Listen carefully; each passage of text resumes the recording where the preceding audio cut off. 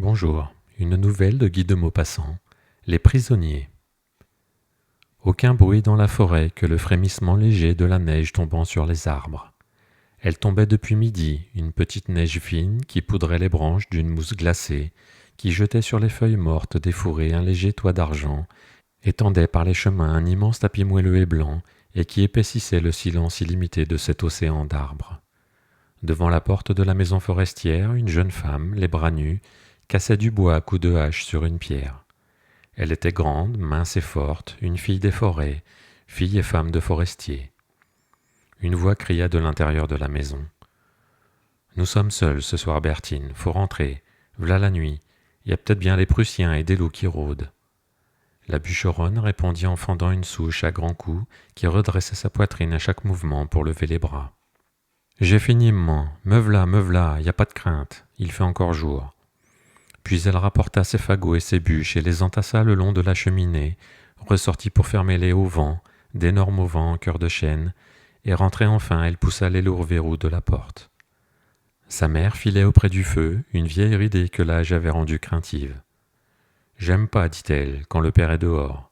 Deux femmes, ça n'est pas fort. » La jeune répondit. « Oh, je tuerais ben un loup ou un Prussien tout de même. » Et elle montrait de l'œil un gros revolver suspendu au-dessus de l'âtre. Son homme avait été incorporé dans l'armée au commencement de l'invasion prussienne, et les deux femmes étaient demeurées seules avec le père, le vieux garde Nicolas Pichon, dit Les Chasses, qui avait refusé obstinément de quitter sa demeure pour rentrer à la ville. La ville prochaine, c'était Rethel, ancienne place forte perchée sur un rocher. On y était patriotes, et les bourgeois avaient décidé de résister aux envahisseurs, de s'enfermer chez eux et de soutenir un siège selon la tradition de la cité. Deux fois déjà, sous Henri IV et Louis XIV, les habitants de Rethel s'étaient illustrés par des défenses héroïques. Ils en feraient autant cette fois, Ventrebleu, ou bien on les brûlerait dans leurs murs. Donc ils avaient acheté des canons et des fusils, équipé une milice, formé des bataillons et des compagnies, et ils s'exerçaient tous les jours sur la place d'armes. Tous, boulangers, épiciers, bouchers, notaires, avoués, menuisiers, libraires, pharmaciens eux-mêmes manœuvraient à tour de rôle à des heures régulières, sous les ordres de M. Lavigne, ancien sous-officier de dragon, aujourd'hui mercier, ayant épousé la fille et hérité de la boutique de M. Ravaudan l'aîné. Il avait pris le grade de commandant-major de la place, et tous les jeunes hommes étant partis à l'armée, il avait enrégimenté tous les autres qui s'entraînaient pour la résistance. Les gros n'allaient plus par les rues qu'au pas gymnastique pour fondre leur graisse et prolonger leur haleine, les faibles portaient des fardeaux pour fortifier leurs muscles. Et on attendait les Prussiens. Mais les Prussiens ne paraissaient pas. Ils n'étaient pas loin, cependant, car deux fois déjà leurs éclaireurs avaient poussé à travers bois jusqu'à la maison forestière de Nicolas Pichon, dit Les Chasses. Le vieux garde, qui courait comme un renard, était venu prévenir la ville. On avait pointé les canons, mais l'ennemi ne s'était point montré. Le logis de Les Chasses servait de poste avancé dans la forêt d'Aveline. L'homme, 2 fois par semaine, allait aux provisions et apportait aux bourgeois citadins des nouvelles de la campagne. Il était parti ce jour-là pour annoncer qu'un petit détachement d'infanterie allemande s'était arrêté chez lui l'avant-veille, vers 2 heures de l'après-midi, puis était reparti presque aussitôt. Le sous-officier qui commandait parlait français. Quand il s'en allait ainsi, le vieux, il emmenait ses 2 chiens, 2 molosses à gueule de lion, par crainte des loups qui commençaient à devenir féroces, et il laissait ses 2 femmes en leur recommandant de se barricader dans la maison dès que la nuit approcherait. La jeune n'avait peur de rien, mais la vieille tremblait toujours et répétait « Ça finira mal tout ça, vous verrez que ça finira mal. » Ce soir-là, elle était encore plus inquiète que de coutume. « Sais-tu à quelle heure rentrera le père » dit-elle. « Oh, pas avant 11 heures, pour sûr. Quand il dîne chez le commandant, il rentre toujours tard. » Et elle accrochait sa marmite sur le feu pour faire la soupe, quand elle cessa de remuer, écoutant un bruit vague qui lui était parvenu par le tuyau de la cheminée. Elle murmura « V'là qu'on marche dans le bois. Il y a ben 7 ou 8 hommes, au moins. » La mère effarée arrêta son rouet en balbutiant. « Oh, mon Dieu, et le père qui est pas là !» Elle n'avait point fini de parler que des coups violents firent trembler la porte. Comme les femmes ne répondaient point, une voix forte et gutturale cria « Ouvrez !» Puis après un silence, la même voix reprit « Ouvrez ou je casse la porte !» Alors Bertine glissa dans la poche de sa jupe le gros revolver de la cheminée, puis, étant venue coller son oreille contre lui, elle demanda « Qui êtes-vous » La voix répondit « Je suis le détachement de l'autre jour. » La jeune femme reprit « Qu'est-ce que vous voulez » Je suis perdu depuis ce matin, tant le poids avec mon détachement. Ouvrez ou je casse la porte. La forestière n'avait pas le choix. Elle fit glisser vivement le gros verrou, puis tirant le lourd battant, elle aperçut dans l'ombre pâle des neiges 6 hommes, 6 soldats prussiens, les mêmes qui étaient venus la veille. Elle prononça d'un ton résolu. « Qu'est-ce que vous venez faire à cette heure-ci » Le sous-officier répéta. « Je suis perdu, tout à fait perdu. J'ai reconnu la maison. Je n'ai rien mangé depuis ce matin, mon détachement non plus. » Bertine déclara. « C'est que je suis toute seule avec maman ce soir. » Le soldat, qui paraissait un brave homme, répondit. « Ça ne fait rien, je ne ferai pas de mal, mais vous nous ferez à manger, nous tombons de faim et de fatigue. » La forestière se recula. « Entrez, dit-elle. » Ils entrèrent, poudrés de neige, portant sur leur casque une sorte de crème mousseuse qui les faisait ressembler à des meringues, et ils paraissaient là, s'exténuer. La jeune femme montra les bancs de bois des 2 côtés de la grande table. « Asseyez-vous, dit-elle, je vais vous faire de la soupe. C'est vrai que vous avez l'air rendu. » Puis elle referma les verrous de la porte. Elle remit de l'eau dans sa marmite, y jeta de nouveau du beurre et des pommes de terre, puis décrochant un morceau de lard pendu dans la cheminée, elle en coupa la moitié qu'elle plongea dans le bouillon. Les 6 hommes suivaient de l'œil tous ces mouvements avec une faim éveillée dans leurs yeux. Ils avaient posé leurs fusils et leurs casques dans un coin, et ils attendaient, sages comme des enfants, sur les bancs d'une école. La mère s'était remise à filer en jetant à tout moment des regards éperdus sur les soldats envahisseurs. On n'entendait rien autre chose que le ronflement léger du rouet et le crépitement du feu, et le murmure de l'eau qui s'échauffait. Mais soudain, un bruit étrange les fit tous tressaillir, quelque chose comme un souffle rauque poussé sous la porte, un souffle de bête fort et ronflant. Le sous-officier allemand avait fait un bond vers les fusils, la forestière l'arrêta d'un geste et souriante. « C'est les loups, dit-elle, ils sont comme vous, ils rôdent et ils ont faim. » L'homme incrédule voulut voir, et sitôt que le battant fut ouvert, il aperçut 2 grandes bêtes grises qui s'enfuyaient d'un trot rapide et allongé. Il revint s'asseoir en murmurant. « Je n'aurais pas cru. » Et il attendit que sa pâtée fût prête. Ils la mangèrent voracement, avec des bouches fendues jusqu'aux oreilles pour en avaler davantage, des yeux ronds s'ouvrant en même temps que les mâchoires, et des bruits de gorge pareils à des glouglous de gouttières. Les 2 femmes muettes regardaient les rapides mouvements des grandes barbes rouges, et les pommes de terre avaient l'air de s'enfoncer dans ces toisons mouvantes. Mais comme ils avaient soif, la forestière descendit à la cave leur tirer du cidre. Elle y resta longtemps. C'était un petit caveau voûté qui, pendant la Révolution, avait servi de prison et de cachette, disait-on. On y parvenait au moyen d'un étroit escalier tournant fermé par une trappe au fond de la cuisine. Quand Bertine reparut, elle riait toute seule d'un air sournois, et elle donna aux Allemands sa cruche de boisson.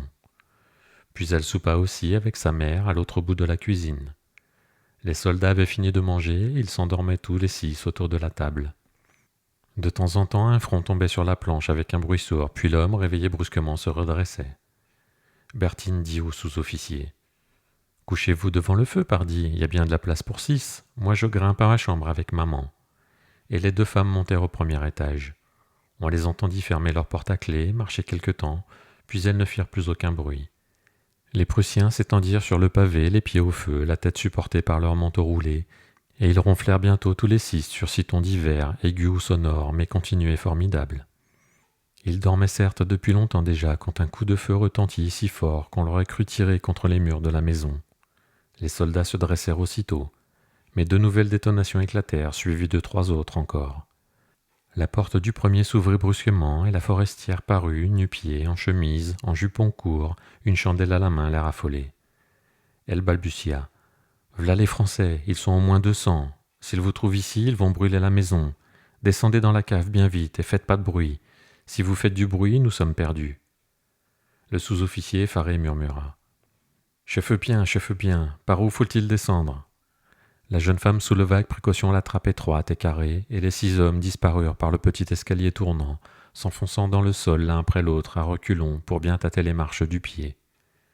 Mais quand la pointe du dernier casque eut disparu, Bertine, rabattant la lourde planche de chêne, épaisse comme un mur, dure comme de l'acier, maintenue par des charnières et une serrure de cachot, donna 2 longs tours de clé, puis elle se mit à rire d'un rire muet et ravi, avec une envie folle de danser sur la tête de ses prisonniers.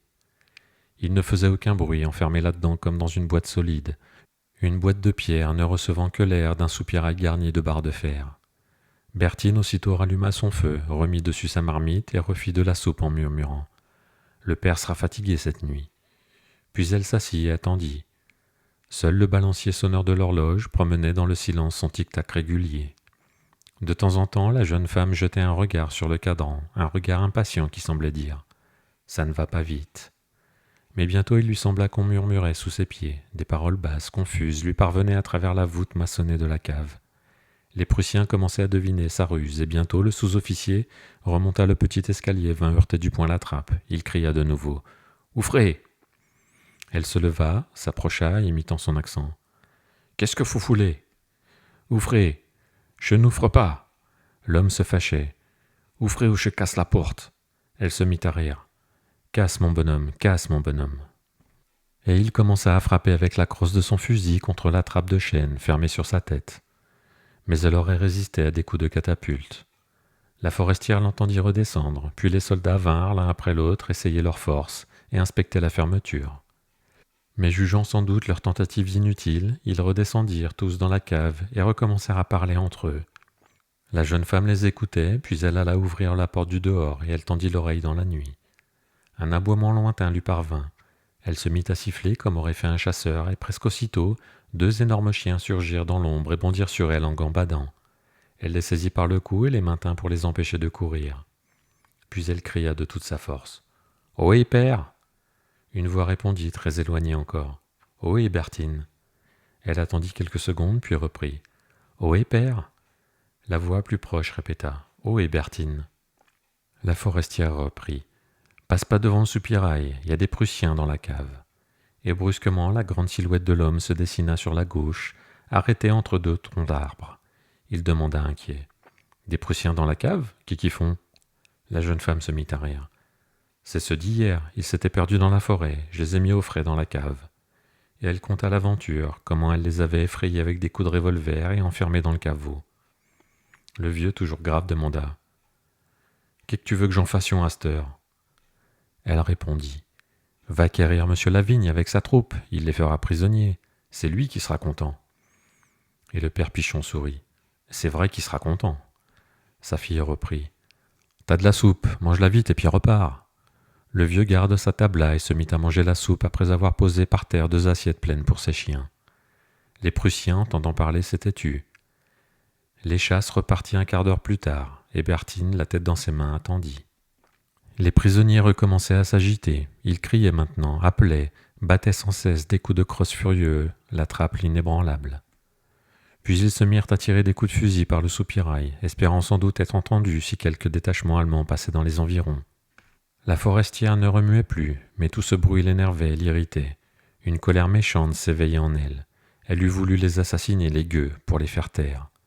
Puis son impatience grandissant, elle se mit à regarder l'horloge, à compter les minutes. Le père était parti depuis 1h30. Il avait atteint la ville maintenant, elle croyait le voir. Il racontait la chose à monsieur Lavigne, qui pâlissait d'émotion et sonnait sa bonne pour avoir son uniforme et ses armes. Elle entendait, lui semblait-il, le tambour courant par les rues. Les têtes effarées apparaissaient aux fenêtres. Les soldats citoyens sortaient de leur maison, à peine vêtus, essoufflés, bouclant leurs ceinturons, et partaient au pas gymnastique vers la maison du commandant. Puis la troupe, les chasses en tête, se mettait en marche, dans la nuit, dans la neige, vers la forêt. Elle regardait l'horloge. Ils peuvent être ici dans 1 heure. Une impatience nerveuse l'envahissait. Les minutes lui paraissaient interminables, comme c'était long. Enfin, le temps qu'elle avait fixé pour leur arrivée fut marqué par l'aiguille. Et elle ouvrit de nouveau la porte pour les écouter venir. Elle aperçut une ombre marchant avec précaution. Elle eut peur, poussa un cri. C'était son père, il dit. Il m'envoie pour voir s'il n'y a rien de changé. Non, rien. Alors il lança à son tour dans la nuit un coup de sifflet strident et prolongé. Et bientôt on vit une chose brune qui s'en venait sous les arbres lentement, l'avant-garde composée de 10 hommes. Les chasses répétaient à tout instant. « Passez pas devant le soupirail !» Et les premiers arrivés montraient aux nouveaux venus le soupirail redouté. Enfin le gros de la troupe se montra, en tout 200 hommes portant chacun 200 cartouches. Monsieur Lavigne, agité, frémissant, les disposa de façon à cerner de partout la maison en laissant un large espace libre devant le petit trou noir au ras du sol, par où la cave prenait de l'air. Puis il entra dans l'habitation et s'informa de la force et de l'attitude de l'ennemi, devenu tellement muet qu'on aurait pu le croire disparu, évanoui, envolé par le soupirail. Monsieur Lavigne frappa du pied la trappe et appela. « Monsieur l'officier prussien ?» L'Allemand ne répondit pas. Le commandant reprit. « Monsieur l'officier prussien ?» Ce fut en vain. Pendant 20 minutes, il somma cet officier silencieux de se rendre avec armes et bagages, en lui promettant la vie sauve et les honneurs militaires pour lui et ses soldats. Mais il n'obtint aucun signe de consentement ou d'hostilité. La situation devenait difficile. Les soldats citoyens battaient la semelle dans la neige, se frappaient les épaules à grands coups de bras, comme font les cochers pour s'échauffer, et ils regardaient le soupirail avec une envie grandissante et puérile de passer devant. Un d'eux enfin se hasarda, un nommé Potvin, qui était très souple. Il prit son élan et passa en courant comme un cerf. La tentative réussit. Les prisonniers semblaient morts. Une voix cria « Il y a personne !» Et un autre soldat traversa l'espace libre devant le trou dangereux. Alors ce fut un jeu. De minute en minute, un homme se lançant passait d'une troupe dans l'autre, comme font les enfants jouant au bar, et il lançait derrière lui des éclaboussures de neige tant il agitait vivement des pieds. On avait allumé pour se chauffer de grands feux de bois mort, et ce profil courant du garde national apparaissait illuminé dans un rapide voyage du camp de droite au camp de gauche. Quelqu'un cria « À toi, Malvoisin !» Malvoisin était un gros boulanger dont le ventre donnait à rire aux camarades. Il hésitait, on le blagua. Alors prenant son parti, il se mit en route d'un petit pas gymnastique régulier et soufflé qui secouait sa forte bedaine. Tout le détachement riait aux larmes, on criait pour l'encourager. « Bravo, bravo, Malvoisin !» Il arrivait environ aux 2 tiers de son trajet quand une flamme longue, rapide et rouge jaillit du soupirail. Une détonation retentit, et le vaste boulanger s'abattit sur le nez avec un cri épouvantable. Personne ne s'élança pour le secourir. Alors on le vit se traîner à 4 pattes dans la neige en gémissant, et quand il fut sorti du terrible passage, il s'évanouit. Il avait une balle dans le gras de la cuisse tout en haut. Après la première surprise et la première épouvante, un nouveau rire s'éleva. Mais le commandant Lavigne apparut sur le seuil de la maison forestière. Il venait d'arrêter son plan d'attaque. Il commanda d'une voix vibrante. « Le zingueur Planchu et ses ouvriers !»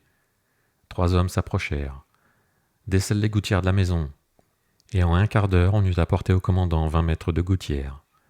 Alors il fit pratiquer avec 1000 précautions de prudence un petit trou rond dans le bord de la trappe et, organisant un conduit d'eau de la pompe à cette ouverture, il déclara d'un air enchanté. « Nous allons offrir à boire à messieurs les Allemands. » Un hurrah frénétique d'admiration éclata, suivi de hurlements de joie et de rires éperdus. Et le commandant organisa des pelotons de travail qui se relaieraient de 5 minutes en 5 minutes. Puis il commanda « Pompez !» Et le volant de fer ayant été mis en branle, un petit bruit glissa le long des tuyaux et tomba bientôt dans la cave, de marche en marche, avec un murmure de cascade, un murmure de rochers à poissons rouges. On attendit. 1 heure s'écoula, puis 2, puis 3. Le commandant fiévreux se promenait dans la cuisine, collant son oreille à terre de temps en temps, cherchant à deviner ce que faisait l'ennemi, se demandant s'il allait bientôt capituler. Il s'agitait maintenant l'ennemi, on l'entendait remuer les barriques, parler, clapoter. Puis, vers 8 heures du matin, une voix sortit du soupirail. « J'ai foulé parler à monsieur l'officier français. » Lavigne répondit de la fenêtre, sans avancer trop la tête. « Vous rendez-vous ? Je me rends.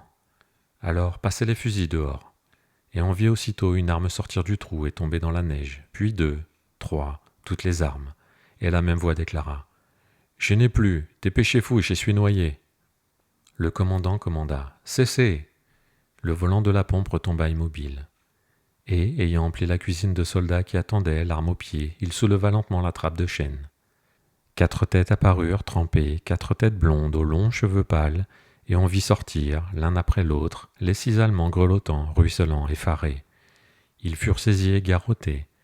Puis, comme on craignait une surprise, on repartit tout de suite en 2 convois, l'un conduisant les prisonniers et l'autre conduisant Malvoisin sur un matelas posé sur des perches. Ils rentrèrent triomphalement dans Rethel. Monsieur Lavigne fut décoré pour avoir capturé une avant-garde prussienne, et le gros boulanger eut la médaille militaire pour blessure reçue devant l'ennemi.